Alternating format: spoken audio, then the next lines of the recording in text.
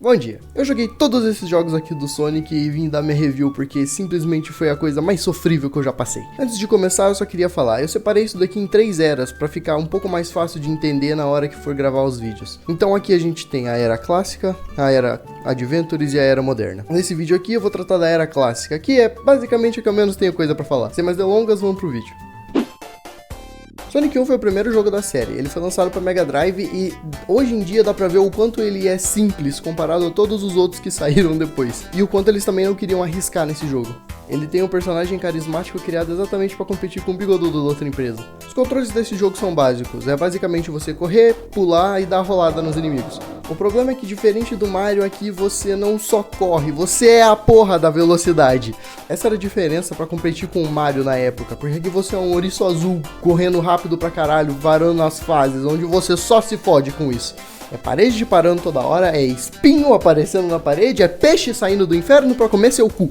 Outra diferença notável aqui é que diferente do Mario, quando você toma dano você vira um anão, aqui você vira o que o Selbit mais odeia, um pobre. Você vê todas as suas moedinhas indo pro buraco e você desesperado atrás das suas moedinhas antes que desapareçam. Essa mecânica parece divertida no começo, mas quando você tá na porra de um chefe e perde todas as moedas, você tem que ficar cuidando do Sonic como se ele fosse papel pra ser molhado na chuva. Isso basicamente resume os jogos da era clássica, com algumas diferenças aqui e ali, e dependendo do ponto de vista, até os jogos mais modernos seguem essa mesma fórmula, com um pim aqui, um pom-pom ali, mas é basicamente isso. Mas dando ênfase no primeiro jogo, ele tem as suas fases distribuídas em zonas, e dentro dessas zonas tem 3 atos em cada fase, com um chefe no final de cada uma delas. Essas fases são um show único de como uma fase linda e cheirosa consegue ter uma mecânica tão enjoativa quanto comer uma pizza de cheddar duvidoso secando uma tubaína. Elas são muito bonitas e com design extremamente único em cada uma delas. E nas zonas você até consegue diferenciar cada uma delas do que o começo e o fim do jogo só olhando pra ela, de tão diferente que cada uma delas segue. E essa progressão de fase faz com que você realmente sinta que você tá chegando perto de enfrentar um calvo que tem algum problema com pedra. E ouriços pretos. E uma morcega peituda, talvez. O problema, na verdade, são dentro dos próprios atos, que eles são muito repetitivos. E aqui eu queria dar um disclaimer antes que você fale: ah, mas o jogo é velho, não dava mais por tanta coisa. Ah, o jogo é antigo, dá um desconto. Calha a boca, puta. Eu ainda vou falar aqui, mas essas micro coisas conseguiram ser arrumadas nos próximos jogos. Então isso é realmente só um problema do jogo mesmo, não da época. Mas voltando. Quando você entra numa zona nova, é te apresentada uma mecânica que ela se repete durante os 3 atos da fase. Até o design disso é feito da mesma maneira. Tudo bem que aqui é mais pra você saber o que vai ter pela frente e você conseguir desviar do que pra ser repetitivo mesmo. O problema é que você tá correndo a 70 km por hora, tal qual um Civic 2012. Dentro dos atos em si, o que realmente muda, tirando alguns inimigos que aparecem, são os bosses finais, que conseguem ser completamente diferentes uns dos outros, por mais que no final seja só dar rolada neles até eles explodirem. A forma que a batalha se segue fica mó divertida, já que são muitas mecânicas diferentes pra você desviar dos ataques dos bosses por aí, que deixa na verdade a fase em si mais difícil do que o próprio boss que você enfrenta no final.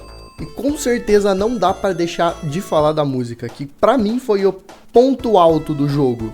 Elas deixam uma camada de experiência na imersão totalmente diferente de quando você joga o jogo. Olha essa porra aqui!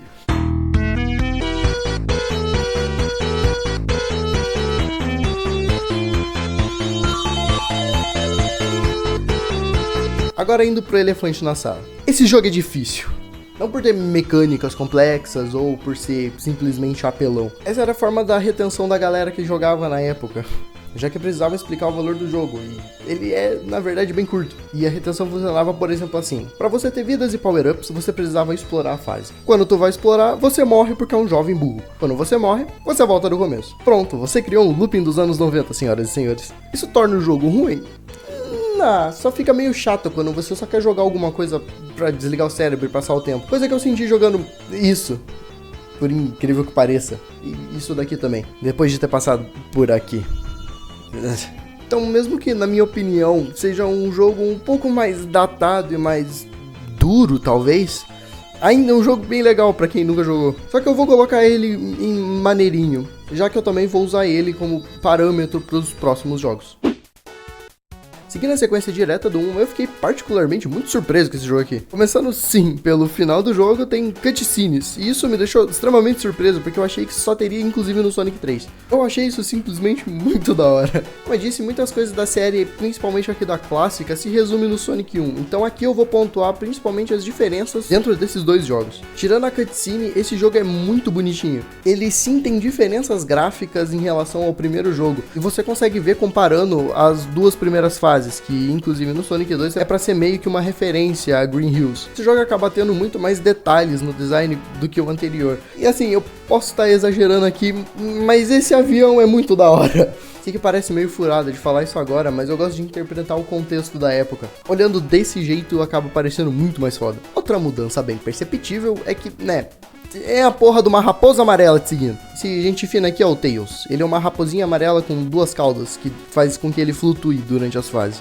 Tecnicamente é voar, mas... Além disso, ele também te ajuda um pouco durante as fases. Ele acaba pegando moedinhas que... jogando eu nem reparei se elas vêm pra mim ou não. E também acaba dando dano nos chefes ou matando os inimigos pelo caminho. Eu achei essa adição interessante? Achei. Só que ele se comporta de uma maneira um pouco estranha. Ele parece só um bot burro te seguindo e repetindo alguns comandos seus que... era pra ser no multiplayer. Eu não vou entrar muito nesse assunto porque eu joguei todos os jogos do Sonic, eu não tenho amigos.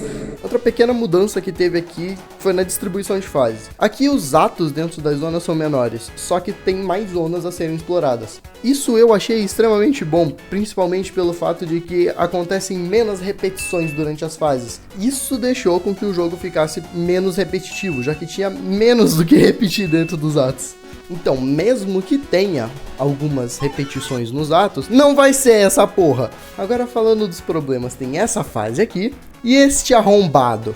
Aqui eu queria destacar um problema, pessoal. Essa desgraça aqui é um labirinto, é um sobe e desce que insistiram em colocar, que me deixou completamente perdido toda hora. E foda é que aqui não tem chão, se tu cai, tu vai pro inferno, porque é um avião. Aí tu fica na pontinha aqui, não consegue ver o que tem pra pular, e eu vou pular nem fudendo, tá ligado? Eu não vou começar essa porra de novo.